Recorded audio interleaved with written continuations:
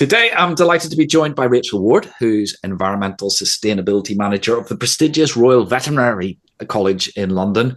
Welcome to the podcast, Rachel. Thank you very much. Glad to be here.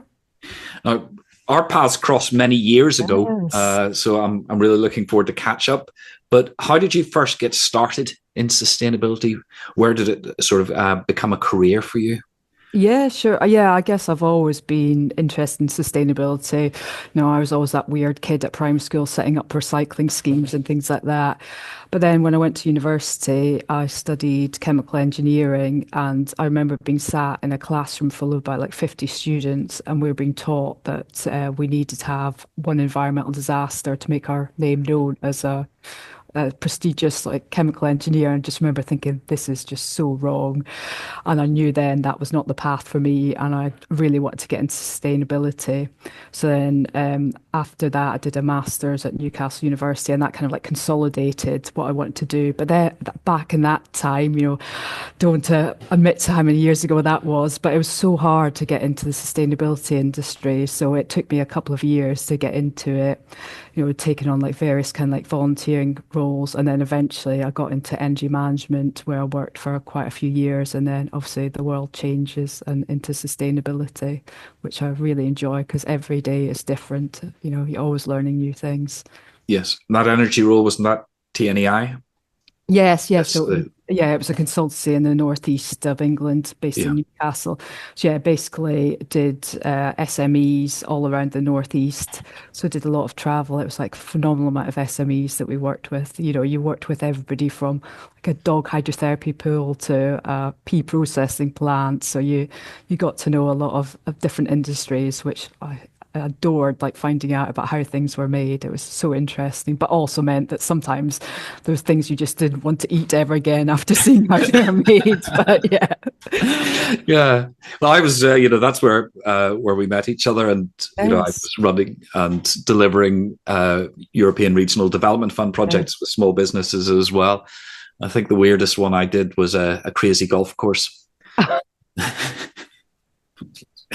and learned more about crazy golf than I ever needed to know. So, It is amazing, isn't it? And that knowledge is like the stuff that sticks in your brain. It's like it takes over things that you just don't need anymore. so where did you move on then from there? Yeah, I was in consultancy for, I don't know, maybe 8, 9 years. And then I went into an in-house role. I worked at London Metropolitan University. Yeah, So that was like my first in-house role, which it was like a really steep learning curve because, you have to work out how you implement things and how you can change people's behaviors, which was like quite difficult from going from consultancy where, my job was just to tell people what to do and then move on to the next one. So yeah, it's good to have those two roles. So yeah, I learned quite a lot there. And then went into the private sector. So I worked at Selfridges yeah, for a while doing a similar thing, and now at the Royal Vet College. So yeah, it's a bit of a yeah. strange leap from going from Selfridges to the vet college. So So it's Oxford, a massive Oxford. department store. Yes, Yes. yeah, yes, yeah. So what were the challenges there? Uh, it's kind of the same as everywhere. A lot of it was around reuse and disposal because they were doing shop fit outs every like 2 to 3 weeks. And Mhm. before, things would just get chucked out. So it was like working with other department stores to try and reuse them. But yeah, they did some unbelievable work with, banning plastic bottles way before it became like a massive thing. And yeah, so it's interesting for retail that they were leaders and probably people didn't know about it. So yeah, interesting place. Yeah. And then did you move there to the college, your current role? Yes, yes, I did. Yes. Yeah. Well, tell us about that then. Yes, so that Yeah. yeah, the Royal Vet College is a really interesting place to work. So we've got two main campuses. So one is based near Potter's Bar, outside of London. So this is a very rural campus. So we have got about like 600 hectares of land, and we have a farm. So yeah, being a vet college, we only train people to be vets, like or vet nurses. We have a bit of like biology, wildlife biology, but that's it. So we have on site, we have like a working vet practice, which is, massive. At one point, it was like Europe's largest referral practice. Mhm. And then we also have a farm, which is teaching and a working farm as well. So it's quite diverse, the things that I work on. And then we also have another campus in Camden, which is obviously like London based. So like lots of different things related to land use and kind of the lack of biodiversity there. So it's yeah, lots of different areas to work on. Yeah, yeah. Central London not being renowned for its biodiversity, I suppose. Well, yeah, it's funny because like that when the college was initially set up, that was their country campus. The college has been was something like 150 years. So when that was set up, there was all fields around them. So then they had to buy the farm out in Porsbar to get the land. So it always blows my mind that Camden could have been rural. Yeah. And I had a quick look through the college's website. You have quite a lot of student accommodation as well, so you're kind of managing. How many students is it? There's about 4,000 students. So yeah, there's a lot of students on site as well. So I think it's about like 400, 500 rooms that we have. So yeah, that's obviously got different challenges. It's both like a good thing and a bad thing because we have students on site all the time. So it means you've got kind of that opportunity for awareness, but then, it can be problematic in terms of the whole carbon footprint of it. But yeah. Yeah, and of course waste because students all leave at once. Yes, yeah. Well, yeah, ours. It's slightly phased, but yeah, we one of the things that's worked really well here is we established a free cycle about 3 years ago. So a lot of students use that to dispose of the things that they wouldn't need because a lot of our students come from America, so obviously they're not going to take like the duvets and everything back with them. So we reuse them with students coming in next year. So it's something insane, like 200 boiler suits get reused instead of being chucked out. So we've kind of Mm. got that circular system in. And yeah, it looks like a proper shop now, our free cycle with racks and ball gowns and all sorts in there. So that's been Oh, a so it's not just a web-based thing. You actually have a oh yeah, we have a yeah. physical thing, yeah, like all the welly boots you could ever need, all the lab coat boiler suits. Yeah. And yeah, and there's so much dressing up stuff as well. I found like a traffic cone outfit there the other day because a lot of the student union societies they love a dress up. So Did you buy the traffic cone? no, I didn't. Oh, it's all free. So yeah, Oh, that's right, of course. yeah. So that's yeah. No, I Yes. didn't. But I was thinking, how could I use this? For Thought sure. maybe we should just turn up to a Teams meeting wearing it. Yeah. See if anyone notices. And given that 150-year age of, do you have old unlisted buildings and that kind of thing to deal with? Yes, we do. Yeah, so our Camden site that's listed. So at the moment we're going through a big glazing upgrade. So that's been difficult to make sure that we meet all the planning requirements because there's sort of limitations on what you can do with the facade. Yeah, so that building is probably our oldest building, our campus at Potter's Bar. That's sort of like we've got like a really old farmhouse, but the buildings are various ages. We've gone through a massive program redevelopment recently, so but they are in different states, which yeah can be challenging, particularly when we're going through like a big heating decarbonisation program at the moment, and Mhm. looking at increasing those thermal properties of some of the buildings is yeah difficult, but Yeah, it's been a long time since I've worked on a listed building, a very long time. But back then, it was things like you couldn't even go to double glazing because it would change the look of the building from the outside, which seemed yeah. bizarre when buildings have to, no matter how old they are, they have to be used and Oh livable. yeah, Yeah, exactly. yeah. Yeah, it has changed, thankfully. So yeah, it is how things look. So, but there's, companies like Crittle, they basically can redo the same windows that they had, 50 years ago, but make it double glazing. So yeah, it can be done as long as it looks right. Yes, plenty of hoops to jump through. And you were mentioning the decarbonisation of space heating. What are you doing in sort of technical Yeah, terms? so yeah, we got £3 million from the public sector decarbonisation fund last year. So it's like our first step onto the decarbonisation journey. So we're replacing 8 gas boilers with air source heat pumps.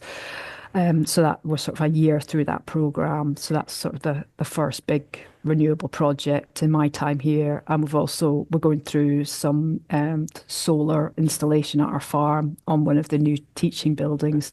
So just trying to ensure that every time we do a building refurb, we are kind of doing all of this stuff, which, can often be difficult with like programming and money and things like that. Yeah, and you mentioned the public sector decarbonisation scheme. That's quite a that seems to be the main route for an awful lot of organisations in the public sector to fund these. Yeah, But totally. have you what learning have you had from that process? Oh, when we went through it, it was just this mad process that you had to be the first person to submit it to be able to get the funding. They have changed it now, so they assess it based on carbon. But it was just this like really stressful process where you had to be there waiting to get in. It was kind of like, I don't know, waiting your turn to get Oasis tickets or something. And then like everything crashed and then you had to redo it all again. But yeah, it was just making sure we had all of that technical data ready to go. And yeah, there was a lot of upfront work, which it's difficult when you don't have a massive team working on it. But yeah, for us, it would be the only way that we'd be able to start that process because it's something new to us. And then if you've got that funding, it kind of like kickstarts a big program, because when we looked at initial costs, it was something like £50 million to look at the full decarbonisation. So yeah, that kind of scares people, that kind of figure. But if you can chip away at it by getting funding like that, it does kickstart a lot of things. Yeah, as you mentioned when you first went into another part of the Metropolitan College at London, that it suddenly became all about sort of change management. Yeah. And I assume that's even more so, or as much so, in your current role. Yes, totally, totally. Yeah, it is a huge part of the job. It's something I used to absolutely hate doing, but now I don't know what changed, but I really enjoy it because particularly at the Royal Vet College, the students are just like so engaging, and you always hear like a good story about things that they're working on. So, but it's hard, working out how to get that message across to people. The vet course is so intense; they don't have much free time. So trying to work out how to do that. So we've done a lot of work on that recently. We've put in like a staff and student awareness scheme, because I think sometimes people, they're really keen to do things, but they get overwhelmed about what they could do. You know what it's like if someone says to you, "Oh, I need to improve the sustainability of this organization." It's like, where do you start? Yeah, So you've got a checklist, you can go through it. So that's really kind of implemented some change. And like particularly in our animal hospital, we've got this amazing team, and they're constantly looking at things they can do. So, they've got rid of the nitrous oxide anesthetic gas and looking at lower carbon types of anesthetic gas. They were like working out the carbon footprint of some of the surgeries, like little things like using reusable kennel pads instead of single-use ones. It's like reduced the amount by 40%. So it's just constantly looking for ways to change, but it's trying to replicate that across an organization, particularly when it's continually changing. You never say to one person, "This is what you do," and they remember it forever. It's yeah, you've got to keep trying different messages, haven't you? yeah. So when you deal with something like anesthetic gases, and I've never worked in the veterinary sector, but I do quite a lot of work with the NHS, and anesthetics, massive issue in human health. How do you approach that? Because you and I don't know. We might know a lot about a lot of stuff, but anesthesia is not our. Yeah. Yeah, Yeah, exactly. Yeah, yeah, yeah. Like, I'm obviously not a vet. I'd never worked in healthcare or anything like that before. yeah, So yeah, it is like a steep learning curve. I think, you're always kind of that interface, aren't you, between like sort of sustainability and they are kind of like day to day. So, they'll come up with areas they know they could improve upon, and like your job is always to kind of like find ways to do it. Because I think yeah, you always need the ideas from someone else that's dealing with things day to day. So with that, it's something that the team came up with, and we were talking to, and like talking to other organizations as well. But yeah, you're right. In the vet industry, there isn't that much research compared to healthcare. But our animal hospital is actually, if you go into it, I don't think you would know, apart from like hearing dogs bark, that it wasn't a human hospital. It's got everything. Like a hospital has like chemotherapy, everything like that. So it's like a mad place. But it's like finding out then what's happened in NHS and what we could replicate. So one of the things that we're looking at now is like anesthetic gas recapture, because Yeah. it's something like only 2% or something of the gas is actually absorbed by the patient. The rest just goes out into air. So looking at recapturing that. So yeah, just trying to take on good practice from other organizations and implement it. Yeah, that's a coming thing in maternity wards with gas and air. So Oh, yes, of course. yes, Yeah, yeah. that's showing off about all my knowledge of procedures in hospitals there. So we talked about we talked about the age of the buildings. We talked about the number of students, because of course, in engaging in tertiary education or any education, you've got this. Every year you're dealing with a new intake. Yeah. So you're starting from scratch again to a certain extent. Yeah. What other challenges do you face day to day? I guess just kind of the sheer, well, I don't know if it's a challenge, it's the thing that I enjoy, but I guess like the amount of variation you have in your job, sustainability just covers such a wide range of things. You know, you talk to people about what you're doing that week and they always say, oh, wow, your job is varied. I mean, it can be difficult, dipping in and out of projects. But yeah, it's trying to ensure that sustainability is covered across like a wide range of things. You're continually trying to spread that message to people. Yeah. And what would you say you're most proud of achieving? Gosh, yes, there's so much you don't realize at the time, do you, of what you're doing, and then when you're doing reports and things like that, you realize how far you've come, because you never get to the end of the day and you're like, oh wow, I've made the vet college sustainable. I'm done now. Your mind is always worrying about what you could do next. I think probably what we've done in terms of waste reuse is really good, because what was happening before is, whenever there was a building development, a lot of that stuff would just be chucked in the skip, because it's easier, isn't it, just to remove things and get rid of it. So establishing like a network of reuse. So we partnered with a lot of charities. So we're redoing one of our student accommodations in Camden. So that was 83 bedrooms of furniture. I managed to give all of that to charities, so they came in and collected it. So it was like everything, I was taking down curtains and everything, all the things that you don't think people are going to use, we managed to rehome, which is like really good, because, you get the messages back from the charities about how they've reused things. And then also it's like a huge cost saving to the college as well. So that's really good. And it's just like, I've really enjoyed that bit of it. It's like finding things that people don't normally just chuck away and finding a reuse for it. So I came across this amazing woman recently, local to us, that she set up this charity called No Floor No More. Because what I didn't realize is that when people go into a new council house, that everything gets stripped from it. So there's like no carpet, there's nothing in it. I'm not sure why they do it, like for cleanliness or health and safety. So people often move in and they just don't have anything. So this woman has set up a charity to collect, extra bits of carpet and mattresses and things like that, to then make sure that these homes are like warm and safe. So we've been donating a lot of like carpet tiles that are left over from projects, and she's taken quite a few of the mattresses from our student accommodation. It's like every little thing like that is it's that kind of like human element, that human story. Like we had student t-shirts that are left over from the embroidery had been going a bit wrong, so they didn't need them anymore. Then I found there was this plane being restored at Duxford, the Miss Pickup. It's a seaplane, and they used those t-shirts to polish it as part of like their refurbishment process. So it's just like finding all those things that people can use. It's just fascinating. Yeah. And those quirky stories often make the best engagement, I suppose. Oh, completely. Yeah, yeah. If you're talking about your decarbonisation strategy, you get a kind of like glazed look from people. But, if you're talking about charities or hedgehogs or something, then, people's ears prick up and you can see that they're suddenly listening to you. But yeah. Well, I was going to come on to the hedgehogs, because it was a picture of hedgehog cakes, hedgehog cupcakes that you posted on LinkedIn that made me think, oh, I must get Rachel on the podcast to talk about this. Tell us about the hedgehogs.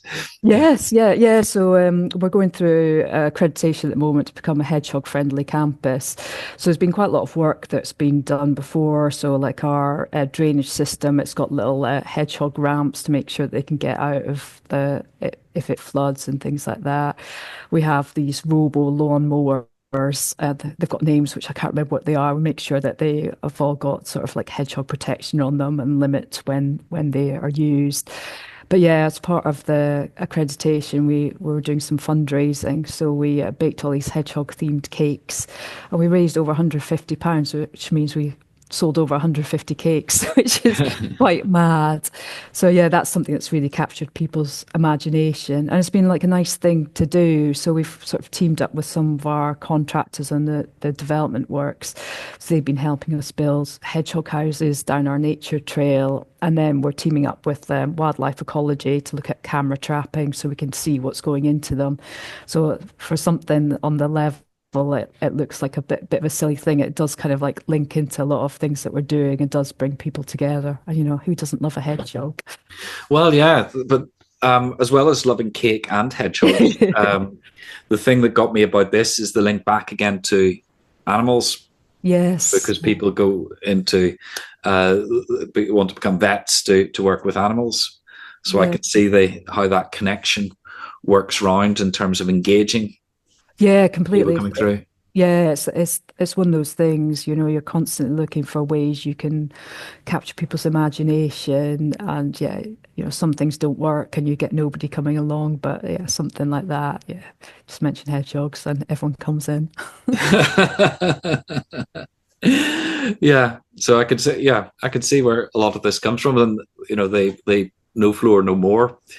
Project sounds amazing as well, because as well as sort of reducing waste, mattresses and carpet, difficult materials to recycle. Yeah, completely. Yeah. It's an amazing charity that's been set up. Yeah. Yeah. And I'm just trying to put all that together because they obviously, I've lost my train of thought. I'm gonna have to edit that bit out a little bit. Sorry, I was going off on one a little bit. So we've discussed the buildings. We've discussed engagement with presumably staff and your students, and we've talked about this constant churn of students coming through, and biodiversity measures as well. So we've covered quite a lot of stuff.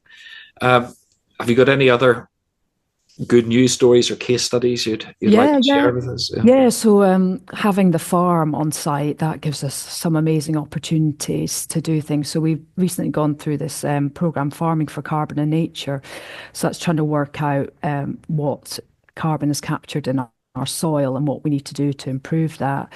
So it's, I think it's about 6 universities and colleges have been working on this pilot to kind of like measure what's going into the soil and what we need to change. And that's also looking at biodiversity as well. And that's like one of the fascinating bits about RVC is learning about that farming industry.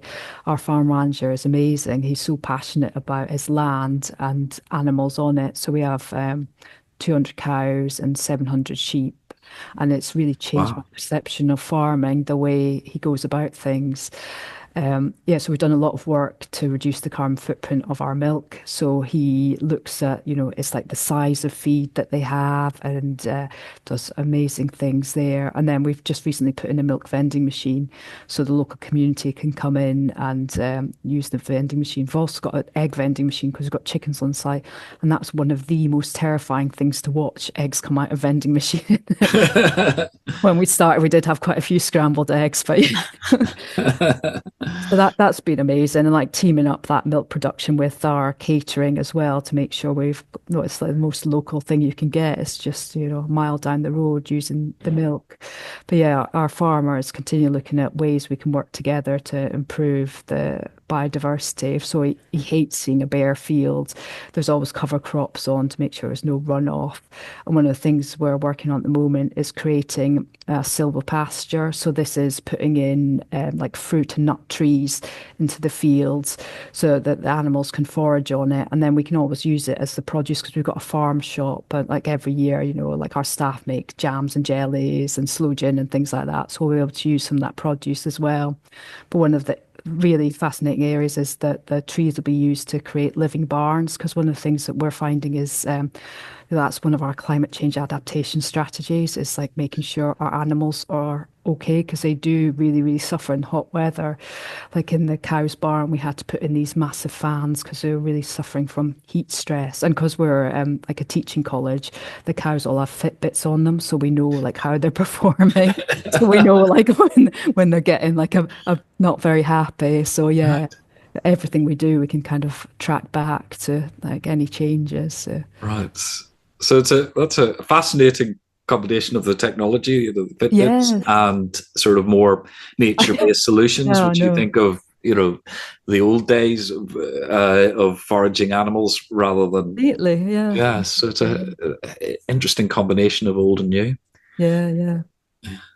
And the sheer scale of that farm. When you said you were a farm, I was Oh, sort of yes, I know. suspected. I thought you might have a dozen guys, not Oh no, no, yeah, not, yeah. So we, yeah, not hundreds. yeah, the milk gets sold, so it is like part teaching and part commercial. Because obviously, like when you're trained to be a vet, like one of the hardest bit is getting used to large animals. So yeah, we make sure the students are well used to sort of cows, and yeah, we've got all kinds of things there. So yeah, it's a farm. You know, breed turkeys at Christmas and things like that.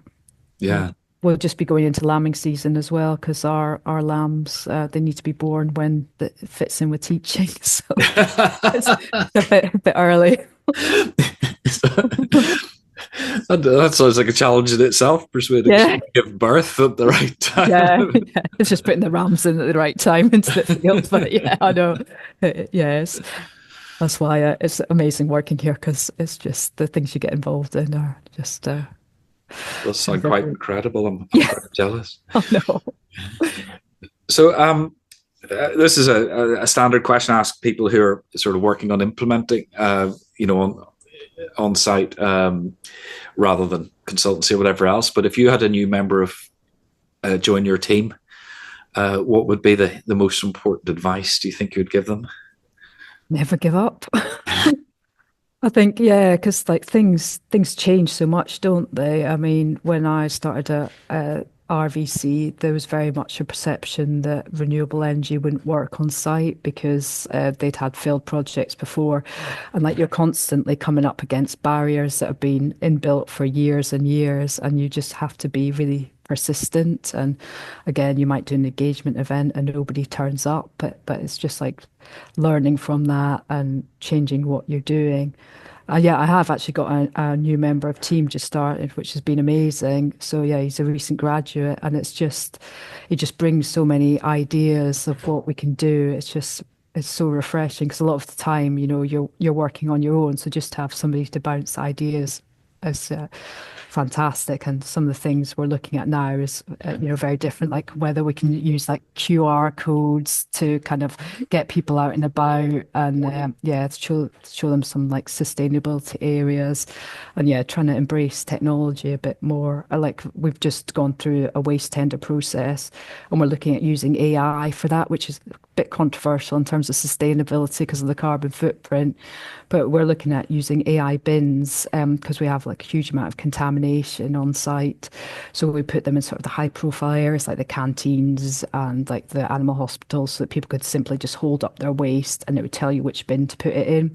So the statistics have shown that in those areas it's increased recycling rates by 20%. And then I think that kind of like knock on to the rest of the campus would be really interesting. But I think, yeah, whenever there's somebody new coming into the industry, they bring so much. It's amazing.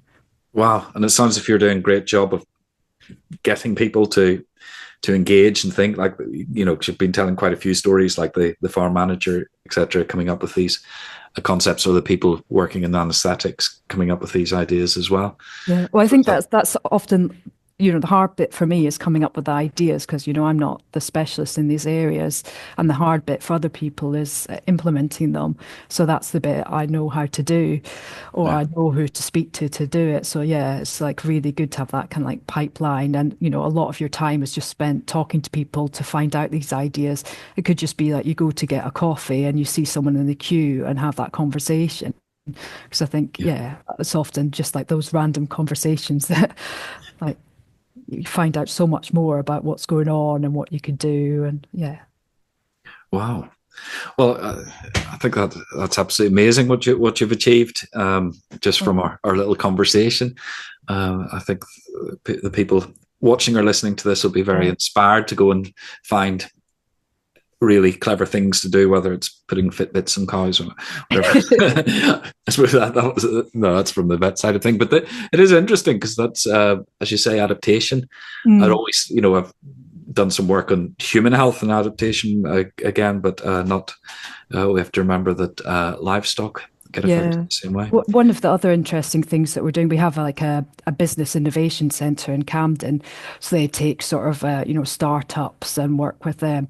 But it's been so popular that we're now developing a new building, and like the architects and the developers on that are doing some amazing technology looking at what they can do to reduce the carbon footprint of the new building. So they're using earth bricks there. So that's taking out the soil that they excavate anyway for the basement, and they heat it at really low temperatures with sand and straw to make a stable brick. So they've done a lot of research on this to make sure it's stable. So the whole basement of that building will be using them. And then at the end of the process, they can either be reused or they can be taken back to nature. And the carbon saving on that is something like 84%. And there's some insane figure, like 23 million tons of soil a year is taken out and just like not used. So if we can do that more, then yeah, be a massive carbon saving.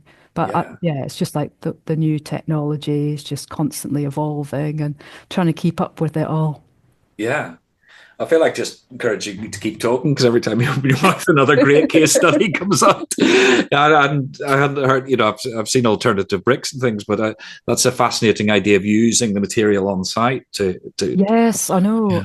Yeah, completely.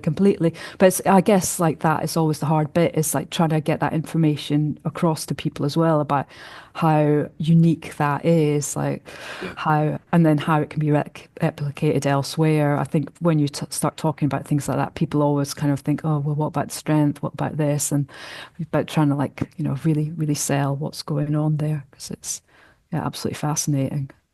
Oh, brilliant.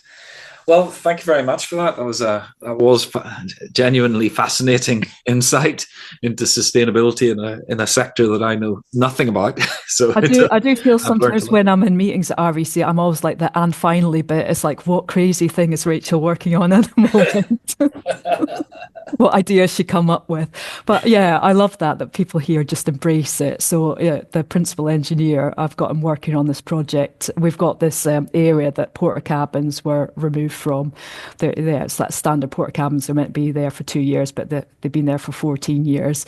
And when they were removed, they just left this rubble site. So I said, oh, why don't we just turn that into allotments? And you can see everyone's like eyes rolling.